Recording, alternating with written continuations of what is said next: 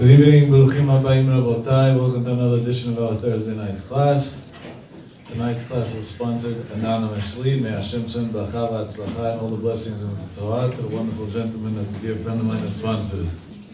Also, Lavdil Bein Chaim L'Chaim. I have a friend whose father I was friends with as well.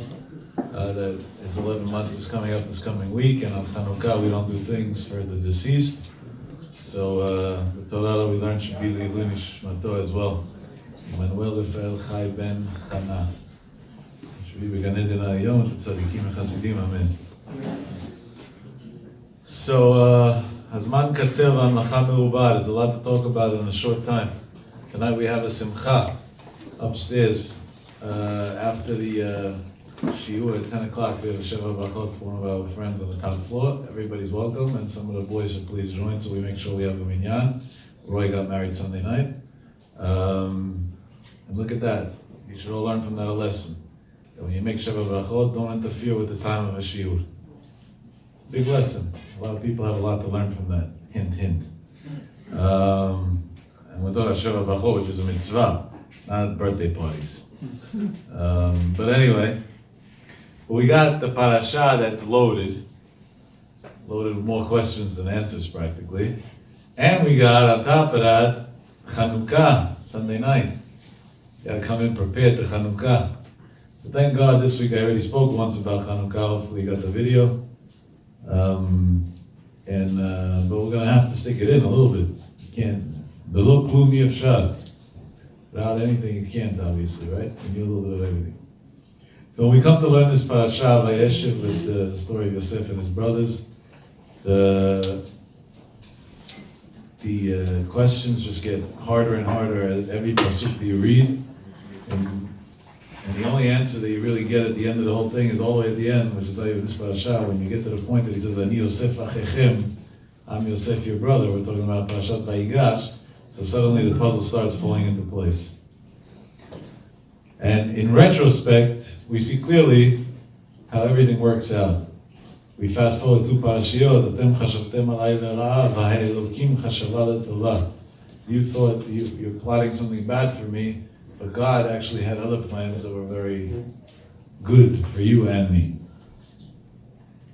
Really, if you think about it, that's the story of life. Exactly the story of life. Every day, somebody encounters something that's not pleasant. That's the norm. Every day, somebody encounters something that's not pleasant. Adarabah, the Gemara says if a person sees that he goes through a time in life that everything's going smoothly, he should be worried. Why is everything going smooth?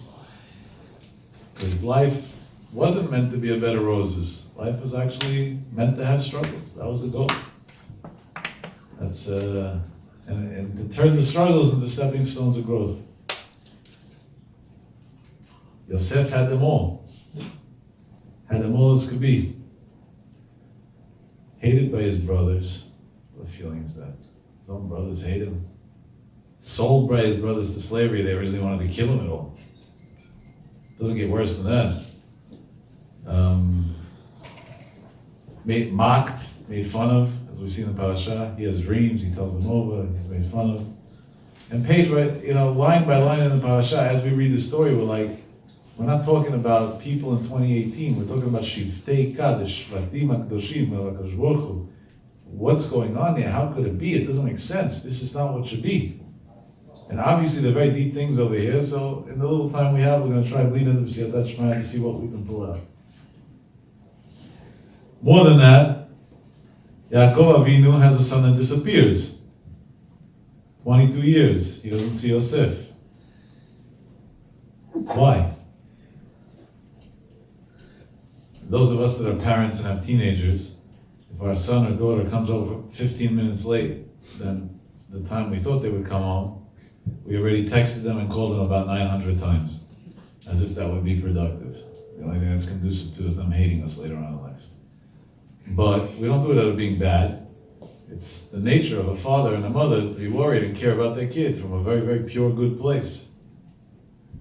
It's a shame that the kids don't understand that and take it the wrong way. We have to find the middle road that they should take it the right way. 22 years, not 15 minutes, not an hour, 22 years. What's going on here, Yaakov? You don't have to suffer 22 years like that? Shiftei Ya Idut LiYisrael, right? Pasuk Tehillim Kuf Chafet Daled. They're the testimony of Am Yisrael, these Shvatim, these brothers. They could go through such an avirah, sinat chinam, selling their own brother to a far land.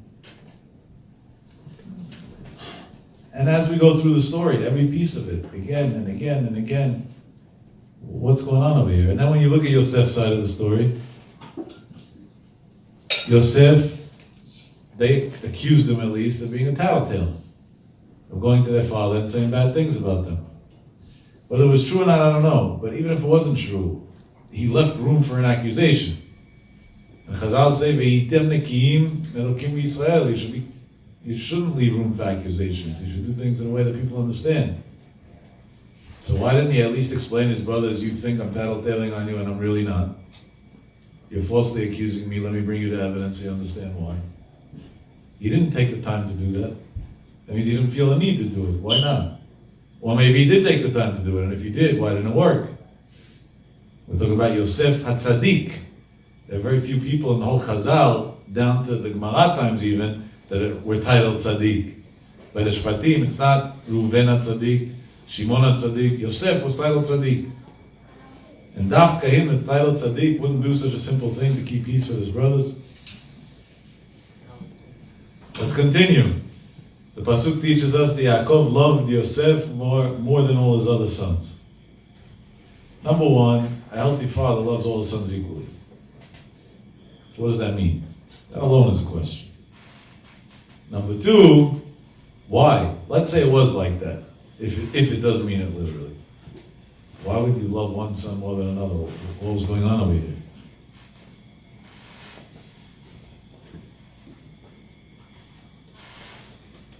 Chazal teach us in the Gemara that if a person has a dream, he shouldn't repeat it. We like talking about our dreams. I don't know why we think it's cool maybe. I'm not sure where this sickness comes from. But why shouldn't you repeat it? Because the Gemara says clearly that the way a dream is interpreted by the person who hears it is the way it's going to affect your life. So if you had a dream, and the person that you told it to thought in their mind that, oh my God, what a bad dream, you're in bad news now. And that's why when Talmidei Chachamim hear a dream, because sometimes there are halakha questions that have to do with a dream, whether you have to do a Ta'anit Chalom or other things, the first thing they say before they even discuss anything is Chalom Tov, Chalom Shalom. It's a good dream and it's going to only bring peace and happiness. And from this, Chazal give us advice that a person should never say over a dream unless it's the Talmid Chacham or to what's called a Yedid, a Reya, a real true friend, because a true friend always wants to see happiness for you. So in his mind, he's always going to think something positive, so you don't have such a risk. Yosef knows that his brothers hate him. Yosef knows that his brothers are jealous of him. And anyway, he goes to tell him his dreams. Isn't that against everything that the Torah teaches us? It's just a bad move. Why would he take a bad move that's going to hurt him? To understand that, it's a very big question, a very big problem. Now, if we want to say that the reason why Yaakov liked Yosef more than the other kids was because he came from Rachel Imenu, which was his original plan of the woman that he wanted to marry. You know, sometimes in life you get more than you bargain for. Yaakov Avinu wanted one wife, ended up with 4. We can't even get along with 1. Yeah, that's the way he wanted. Hashem has his plans. That's exactly what happened, right? He went to get 1 wife, Rachel, ended up with 4. And so maybe that could be a pshat, right? Yosef was Rachel's son, and Rachel was his initial plan of who he planned on marrying. So he had a soft spot to Yosef as a result of that. The question is, if that's the case, then it shouldn't be only Yosef. Rachel had 2 kids, Binyamin also. So there should have been an equal love to Binyamin as well. Should have been an equal love to Binyamin as well. And this is just a fraction of the questions that we can ask. If you learn the parasha this week, every single line you're going to end up stuck with another one. And unfortunately, I don't even know if we'll get to answer all of these. But we're going to try a little bit to see what we can take out of this. Chazal say וישב יעקב בארץ מגורי אביו. What Chazal say on that? ביקש יעקב לשב בשלווה, קפץ עליו רוגזו של יוסף. Rashi brings it down. It's Chazal, but Rashi brings it down. Yaakov Avinu got that point in life that he said, I went through enough already, now I want some peace. Don't you feel like that sometimes? You had a rough day and you're like, God, can I just get 5 minutes of peace today? Some quiet. You know God answers you, by the way? I have a way to do it for you. At a click of a button, shut your dumb phone off. You'll have all the peace in the world. We're not capable. That's like almost an equal halacha question. Are you allowed to pull a person off of life support? Are you allowed to tell somebody to shut his phone off? Like, today there's a parallel there. I was in a room recently. You should never need to be in situations like this, but sometimes we have to do it. A man was giving his neshama back to HaKadosh Baruch Hu, an old man, he had a long life, wonderful children, grandchildren, great-grandchildren he saw. And the family asked me to go to say vidui with him and everything, and to do the tefillot, especially up here Kabbalah, it makes it easier for the soul later on when he comes up to Shamayim. And I went.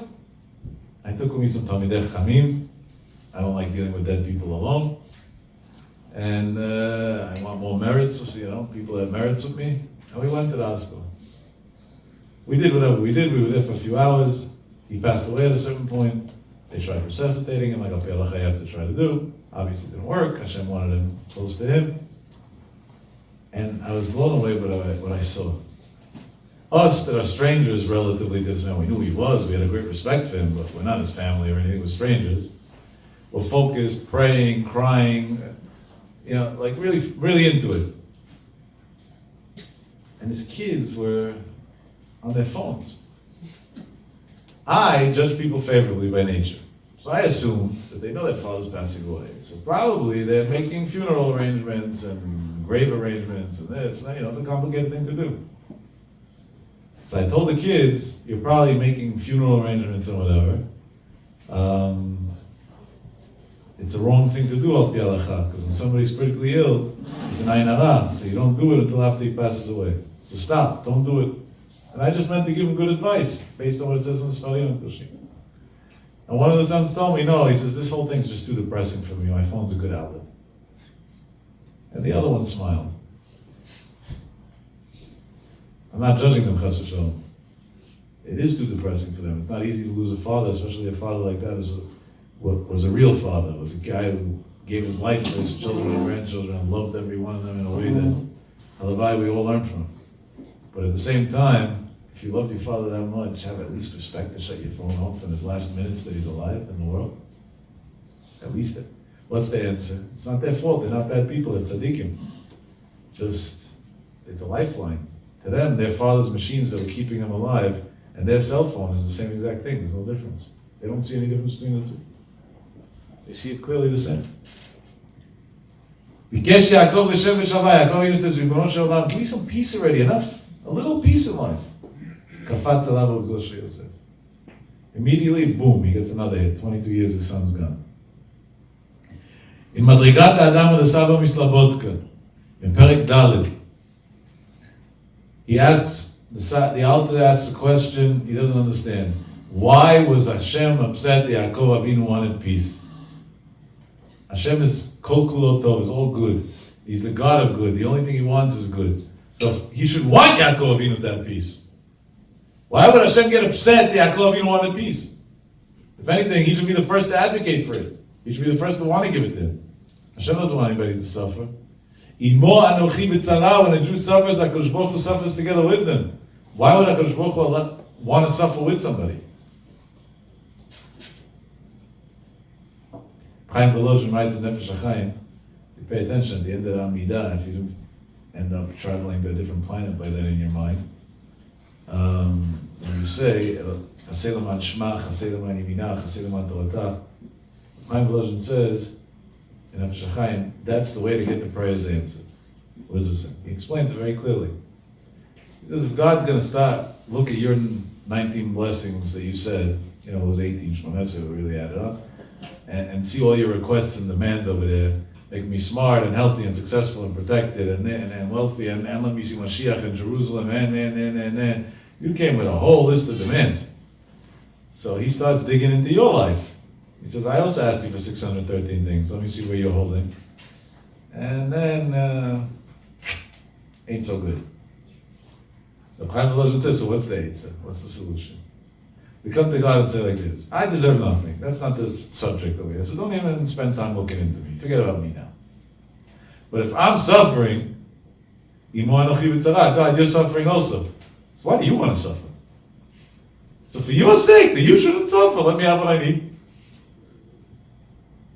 And Chaim says that if a person means this sincerely, Badukum Nuseh 100%, that all his prayers will always be answered. You hear words of Chaim Volozhin and Talmid HaGad? If a person means it sincerely, it's very hard to mean it sincerely, because normally we're people that think about ourselves. But if, in theory, it's possible to mean it sincerely, then HaKadosh Baruch Hu concedes right away, because Hashem doesn't want to suffer. Here, Yaakov, what's he telling God? God, I suffered enough in life, now it's time to have a little peace. And that peace is your peace too. And anyway, Hashem throws the book at him. 22 years, the son disappears.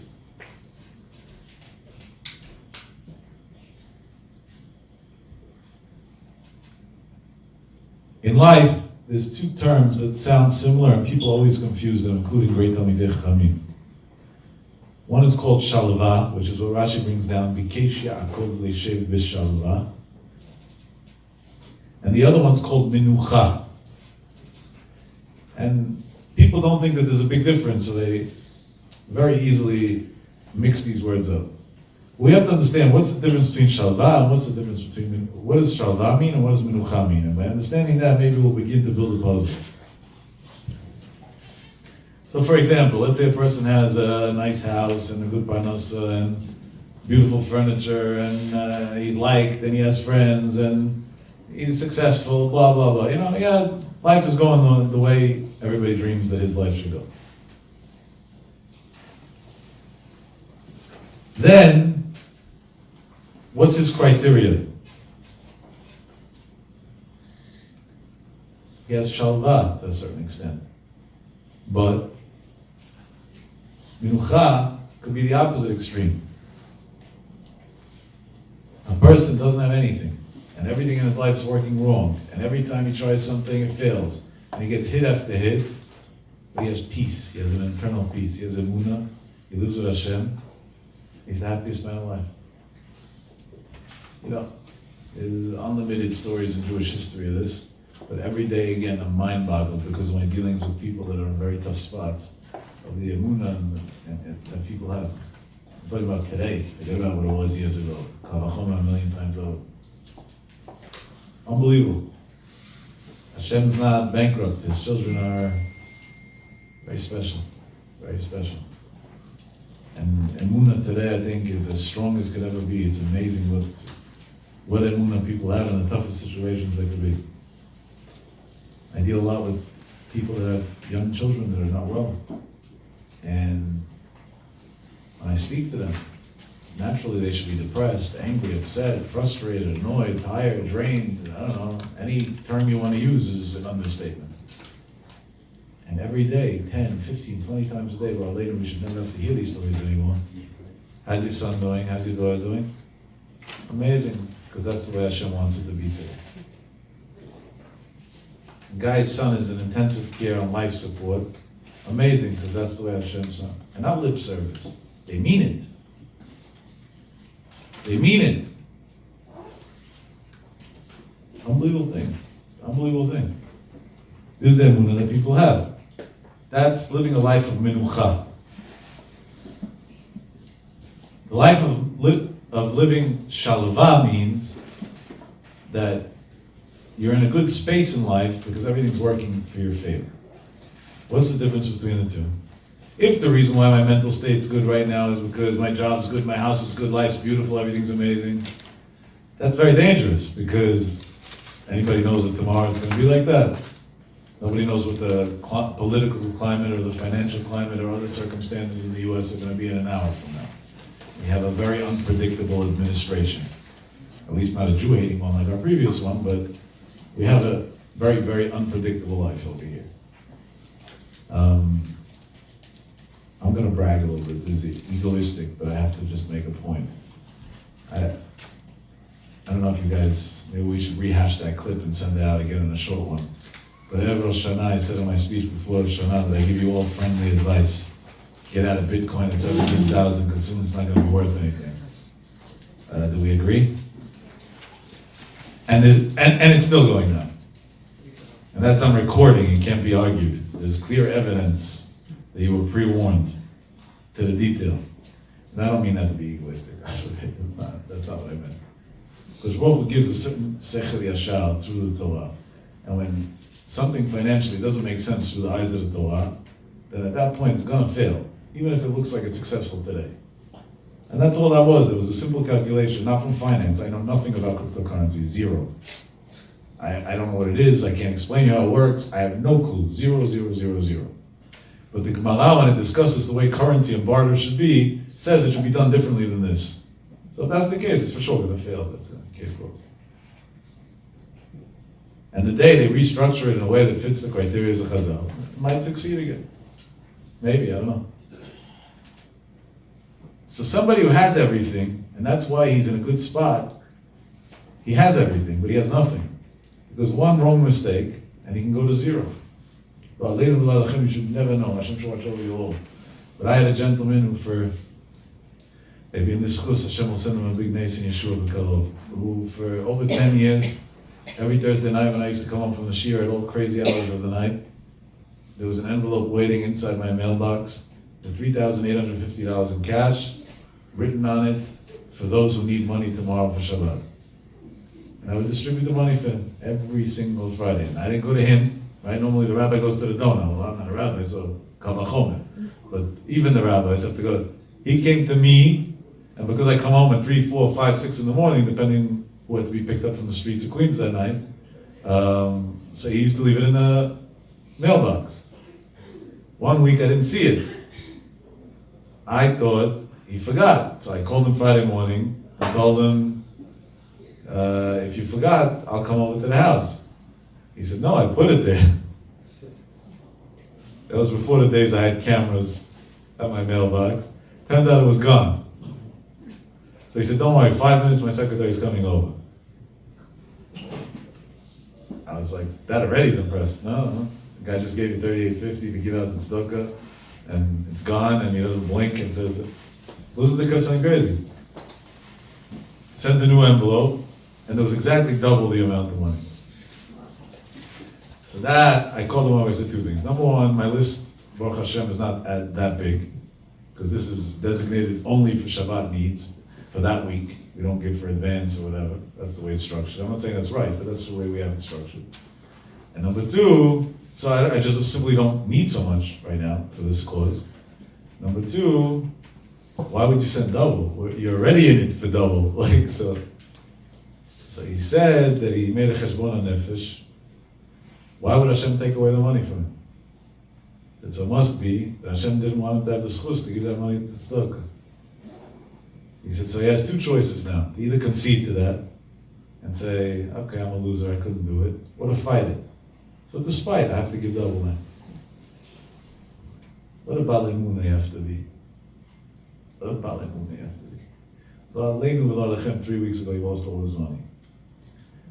Ba'aleinu v'lalachem. And since then, we've been struggling to maintain our Friday program. Hopefully, nobody needs it anymore, but the need is great, and I hope we don't have to close it down soon. But in the slip of these type of tzedakahs that this guy used to do, Hashem should bring him back on his feet again. Hashem should bring him back on his feet again. You want to know the amazing thing? I went to speak to him when I heard he crashed. And I couldn't get him to make a sad face.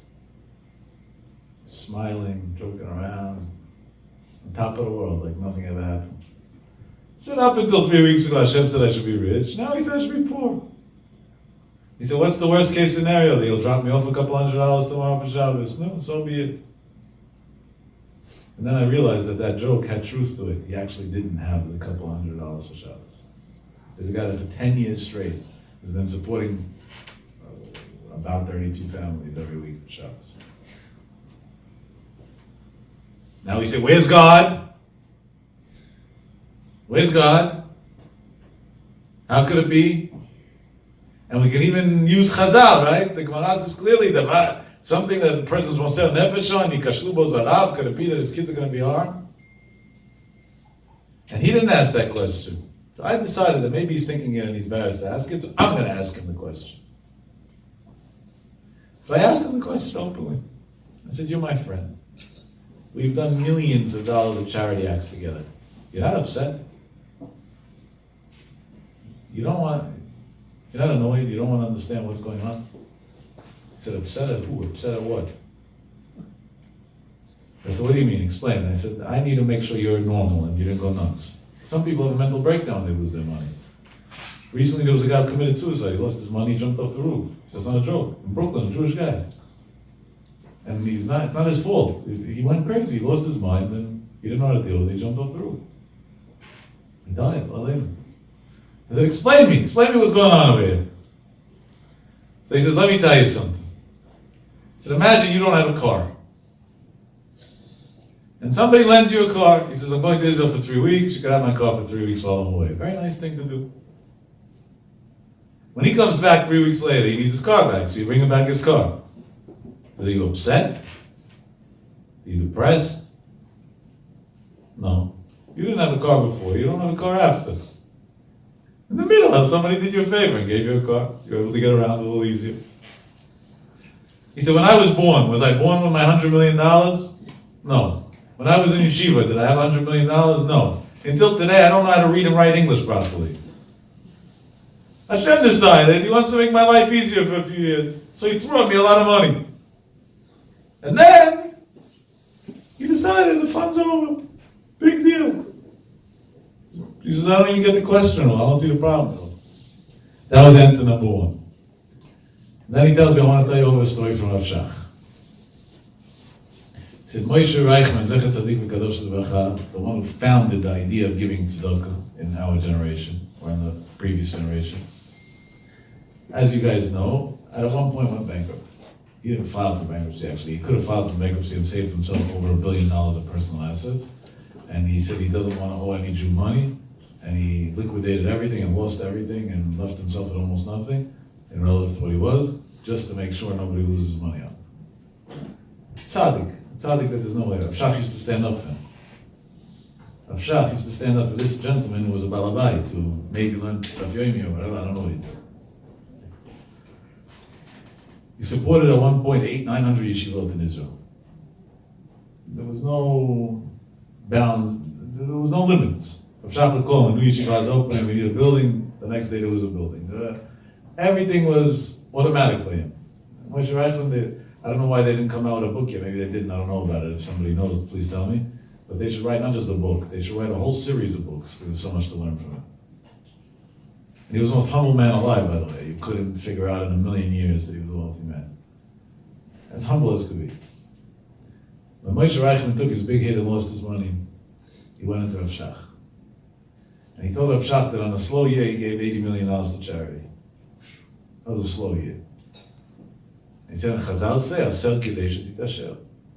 If you give mice, you'll be rich. How could it be that I lost my money? And Rav Shach told him that's not an answer he could answer in 1 minute, he has to think about it. He should come back the next day. And he came back the next day. And the way the story goes, and I heard this from one of the grandchildren, Rav Shach held his hand and started crying. And he told him, Moshe, I don't like giving Musad, definitely not to tzaddikim like you. But I have to, because you asked me. He said, make a financial calculation. With all the millions and millions that you gave, was it 20% of what you earned or not? And get back to me. He got all his accounting guys and this and that all in the case, and it wasn't. Because he was making so much money that $80 million wasn't even 20% of what he was making yearly. Rav Shach told him, so what do you want? Hashem only promises if you give 20%. You didn't do it. You know what Moshe Reichman did at that minute? He stood up and said, Hashem HaTzadik v'ani HaRasha. Those are the words that he took out of his mouth. The guy who supported 900 yeshivot. Not only wasn't upset, he said, Hashem's a tzaddik and I'm the Rosh. I should have given more money. I should have done the right thing. I didn't realize. I got caught. I got distracted. And then Rav Shach told him, one day he'll come back to yourself. And his kids and grandchildren will be in there. They're already nephews and that, all that. Brothers, they ain't on Hashem Shel further there on that track, big time. That was from the Bracha Rav Shach. How much emunah does a person have to need to get up and say Hashem HaTzadik v'ani HaRasha when he supported 900 yeshivot? How much emunah? How much emunah? But at the same time, it doesn't take away of what happens. Because Baruch Hu doesn't want somebody to suffer. So what's going on? Why is it suffering? So of course, the easy way out is you're not really suffering. It's suffering for Olam Haba. It's this. It's that. You know, there's all different ways out, and they're all right, by the way.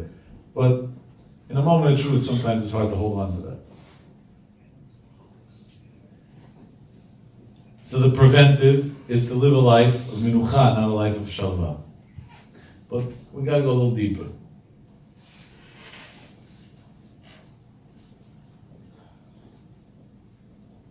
How much do we integrate the idea that Hashem runs everything in every second of our life? Not just in general. In general, do you believe in God? Everybody will tell you yeah. Even Goyim will tell you yeah. But if you got a parking ticket, and then you go to the guy the second he got a parking ticket, while he sees the meter maid putting it on his window, and he's as livid as could be. And you say, what do you want from the meter maid? Hashem just sent you a ticket. You didn't give today $35 to stuff. You got it on your windshield instead. If you would have had the sluice, it would have went down Niyam. Instead, it went to New York City. They're at Niyam also right now, but not halachically. Aniyim bedat. Liberals. Poor people. Aniyim means poor people. So, in the day-to-day, it's very hard to feel Hashem. In the big picture, yeah, Hashem, everything Hashem, mitzvahs. But in the little things, suddenly Hashem falls to the wayside. And the proof is, we get upset at every stupidity. A drop of traffic, we get annoyed already. Myself included. Let me tell you, I'm on the road all day. Traffic's not fun. That's also Hashem. You saw my class on Tuesday night. I said over a story of how Hashem sent me into a service area to save a Jewish kid's life. Crazy story.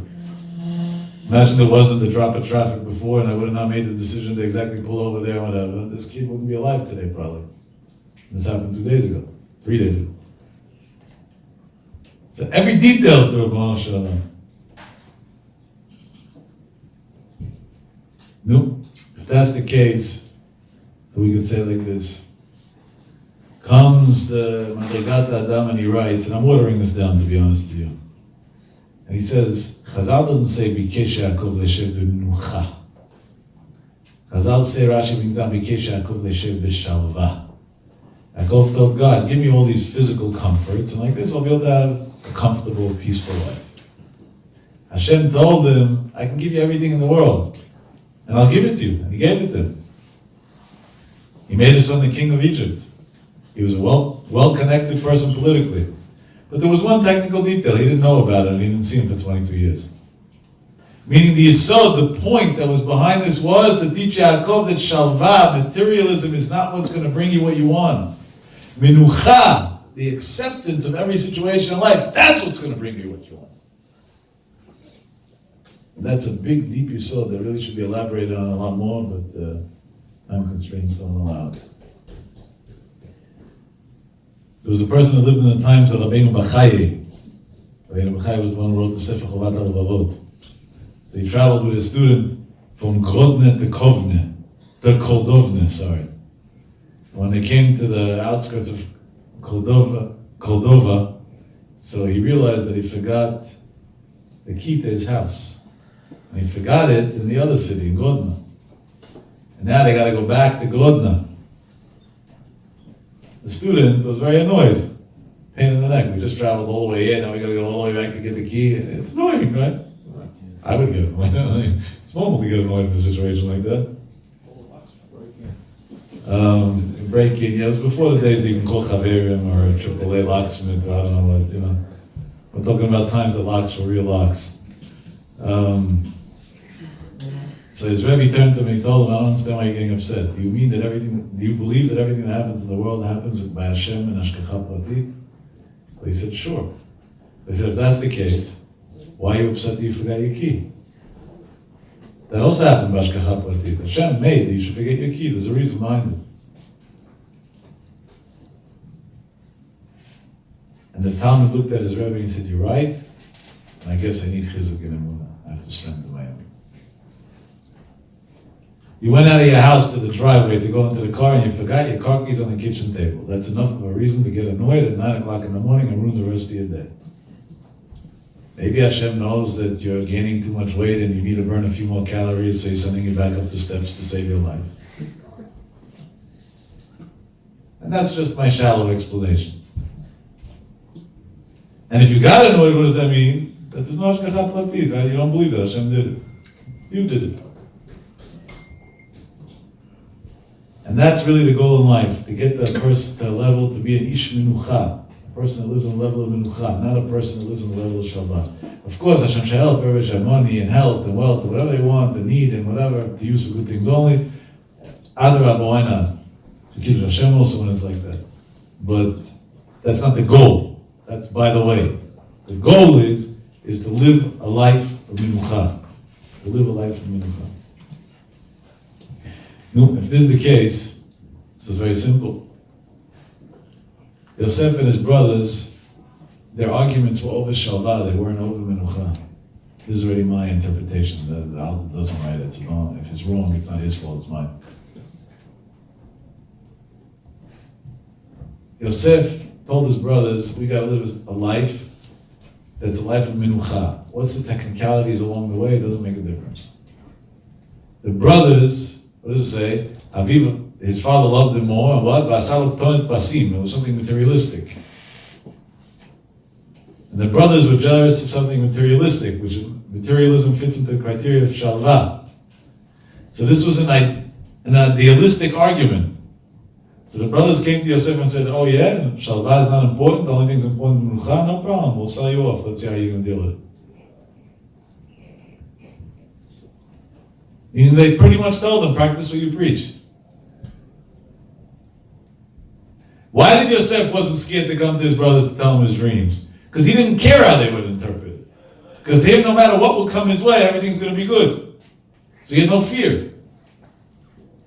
He was living a fearless life at that point. And that was the lesson that HaKadosh Baruch Hu taught Yaakov Avinu through the Shalva. He caused him problems, but he told him you can still be a happy man.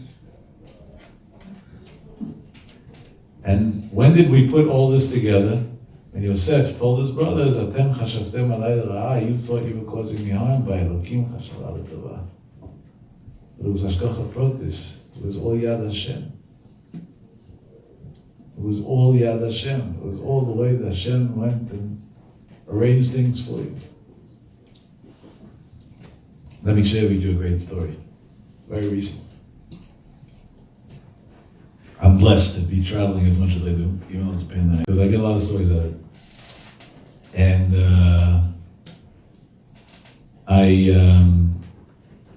in one of my recent travels, I was on a layover in an airport, and I missed my connection. Missing connections are annoying. I think they even sell like insurance for it sometimes if you want to miss connections or whatever, so you can pick a different flight instead of being at the airline's mercy. Now, my daily schedule is very tightly calculated, and a missed connection is not in my luxuries normally. And I'm not going to lie, I got annoyed. I really got annoyed. I was like, another hour and 40 minutes not a waste at an airport or whatever. For what? Could be doing so many better things right now. And all of that was for about 3 minutes.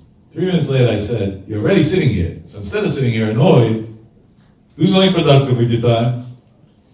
So I took out my iPad, I went into my Otzar HaChochma, or whatever it's called, the software that I have in there.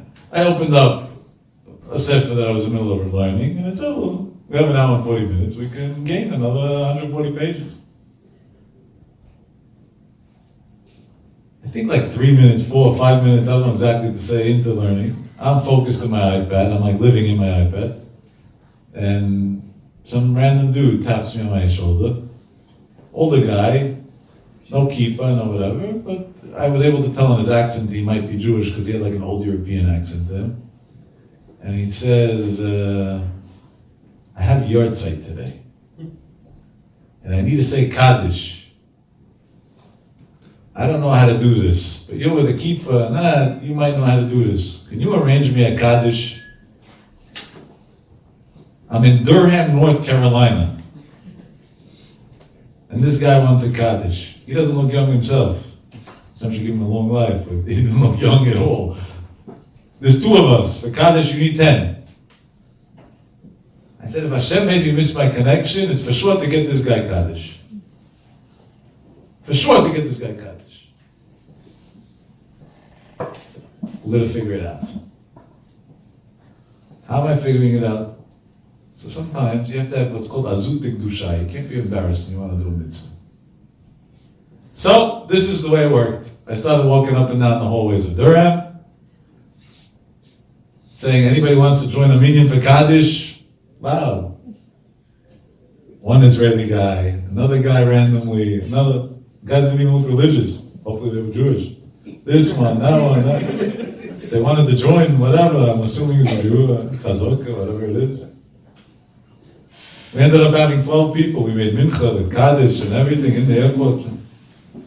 At the end of the mincha, when he said Kaddish, he didn't know the words to daven mincha, but when he said Kaddish, he was in tears. So I went over to him afterwards and just a part, and thank him actually, because of my minyan mincha. It was also a favor for me.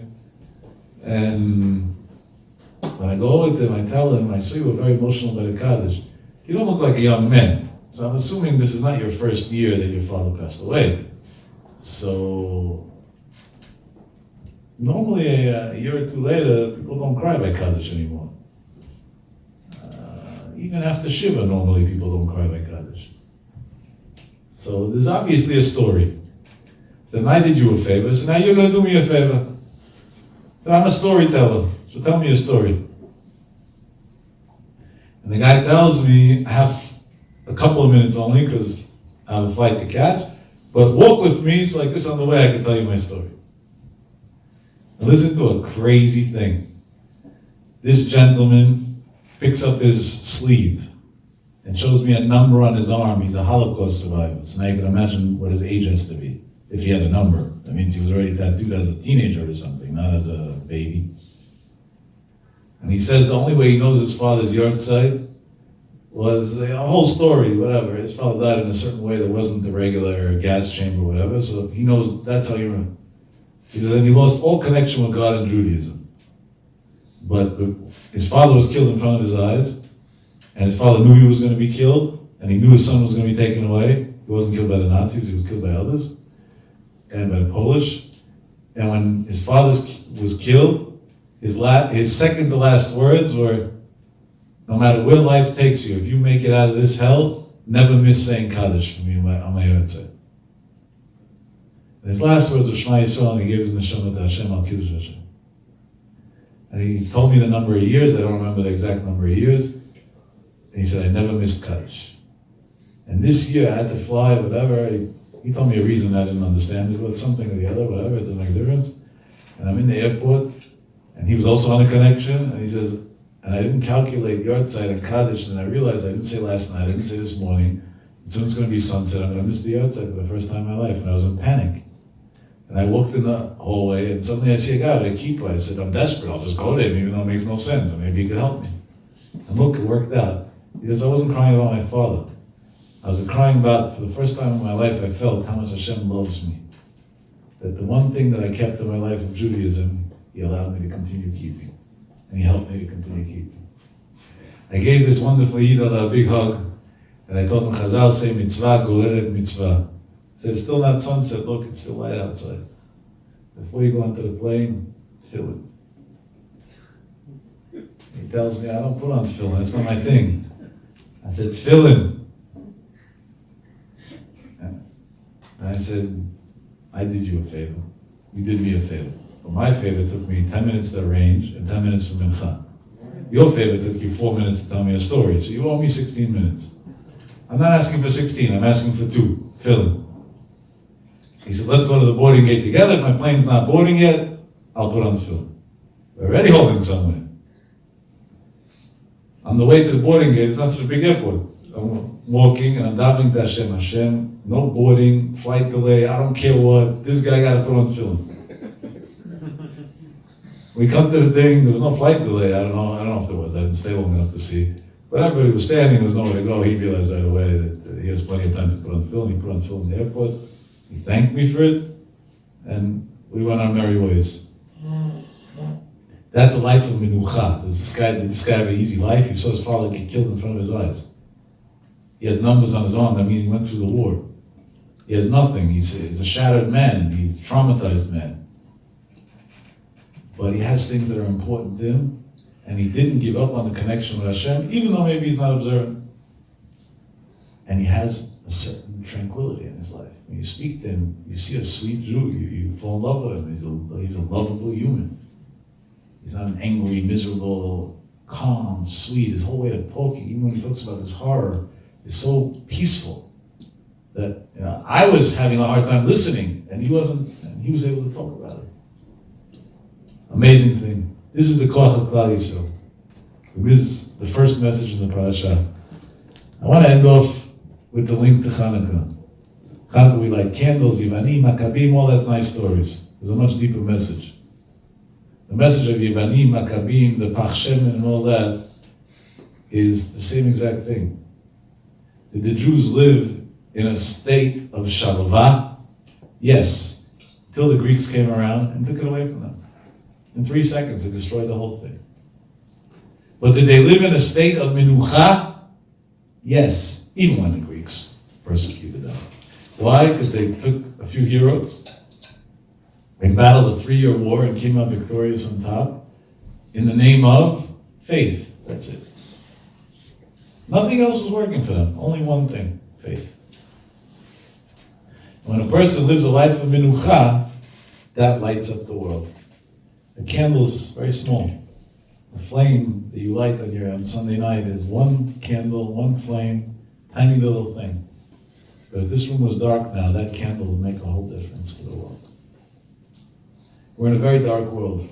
Our ethics are gone, our values are gone, our morals are gone, the liberals are taking over.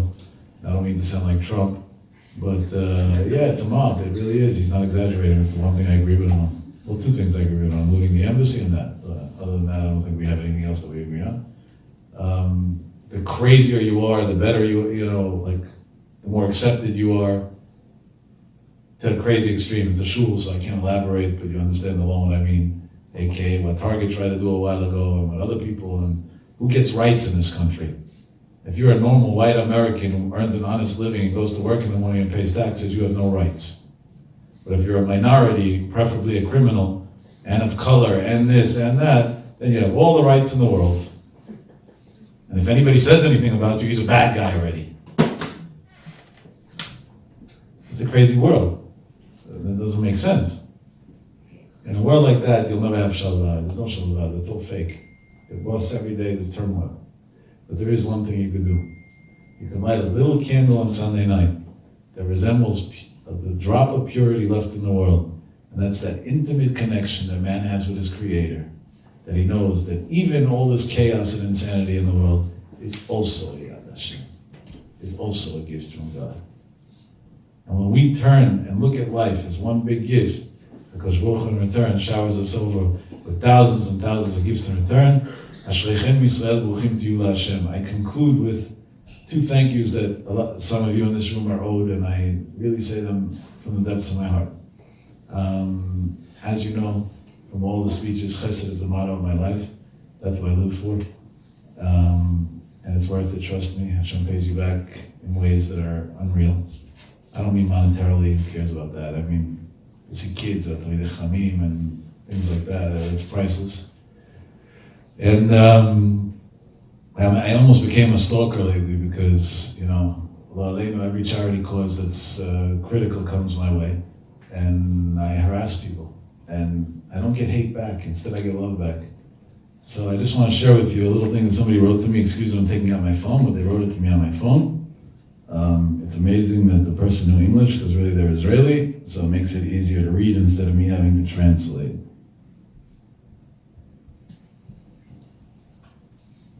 I'm going to take out one word that I don't like, but right at the beginning. But dear Yaakov,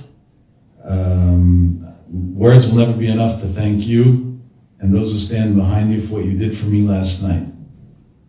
12 hours ago I got married in a respectful way after being frightened the night before that I'll never be able to do so.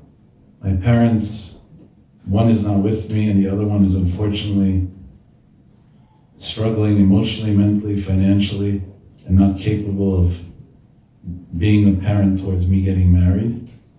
I was petrified at the moment that I would walk into a hall that would look lame, embarrassing, and shameful, and my most special night of my life would turn into a night of horror and humiliation. I've heard that it was you who was behind upgrading everything in my wedding, making everything perfect, buying me furniture for my house, and even sending me a gift card so I can buy a proper wig, which I didn't have because the one I was going to wear was a used one that I got from a gemach. Words will never be enough to repay you and your loved ones, but what I did do is, under my chuppah, I cried to God that in addition to giving me a loving home that will build up a generation of Talmidei Chachamim, He should give each and every one that contributed to the cause a loving home filled with life, happiness, children, and all the blessings the Torah has to offer. Signed off by a name for privacy, I might not say the name. That's what we did this Tuesday. We started it on Sunday, we were able to accomplish that by Tuesday. This is a girl who I don't know, and her life is going to be impacted forever in a positive way because of a few people that cared enough to go onto PayPal and send money to be able to help her. That's a life of menucha. Isn't that more pleasurable than another stupid Gucci bag? Isn't the satisfaction of that so much greater than, and I'm not saying that as somebody who mocks designer clothing. I'll tell it to you as straight as could be. Up until 7 or 8 years ago, I was a designer clothing addict. If there was a VIP status in Ferragamo and Gucci, I would have had it by far. They used to joke, it's cheaper for you to buy the store already. At least to get the things wholesale. Until one day I realized, another belt or another wedding. And everything changed. And I tell you wholeheartedly, I have a lot happier of a life today. And a lot more blessed of a life today. It's not that I have anything against nice things. I drive a nice car, I like wearing nice clothes and whatever. But that's not my prime care and concern. My prime care and concern is to see that another child will go into a wedding not being embarrassed because it wasn't their fault that they lost a parent and didn't have money for other things.